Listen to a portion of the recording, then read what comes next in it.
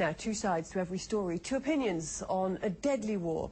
Let's return now to the conflict unfolding in Gaza and get the perspective of two students, both Atkins Fellows at King's College here in London. We're joined here in the studio by Israeli student Sefi Kedmi and Palestinian student Amal Abusrour. Thank you both for joining us here this evening. Very good to have you with us on the programme. Plenty of questions for both of you, obviously, but let's start off with your initial perspective on the unfolding situation that we see unfolding in Gaza. If I can start with you, Amal, what's your take on what's happening? Actually, what is happening is inhuman for civilians. I believe that both Israelis and Palestinians, represented by Hamas, the military faction in Gaza, they are trying to reach peace through military actions, which is at the expense of civilians, not only in Palestine, in Israel as well.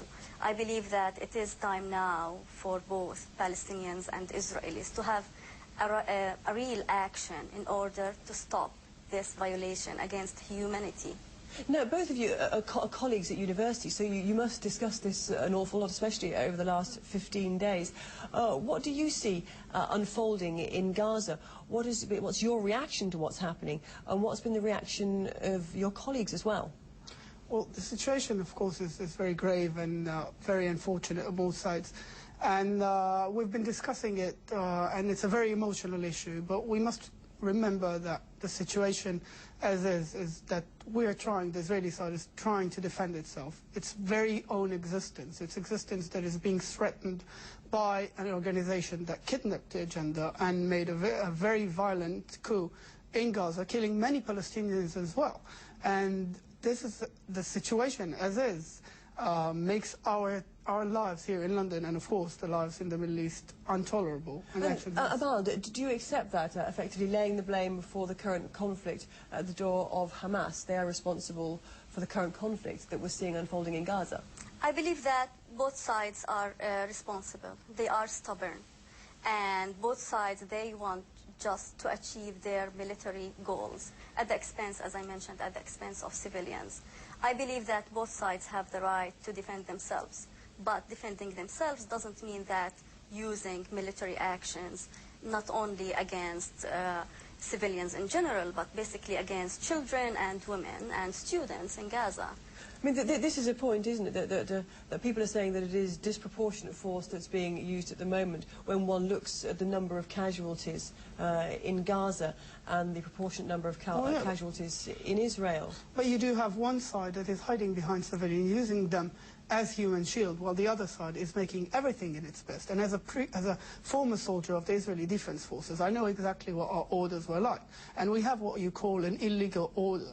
And if I were giving an illegal order, for instance, to shoot a child that is unprotected, I'm not allowed by law. I would be court-martialed if this is what I do. And the Israeli army, unlike any other army and unlike any other war recently fought by Western armies and governments, has made sure to keep civilian casualties as low as possible. Plus, it is our incentive in the first place. We have no interest in it. How do you react to that, the whole idea that telephone calls are made prior to an attack, but particularly when we're reminded of the attacks recently at the two UN facilities within Gaza?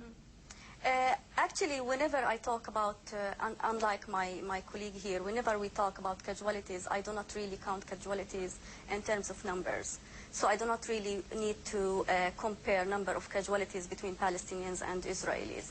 We know that Palestinians in Gaza live in 360 square meters, more than 1.5 million, living in such poor, dire conditions. They do not have shelters, they do not have any access to even basic daily services.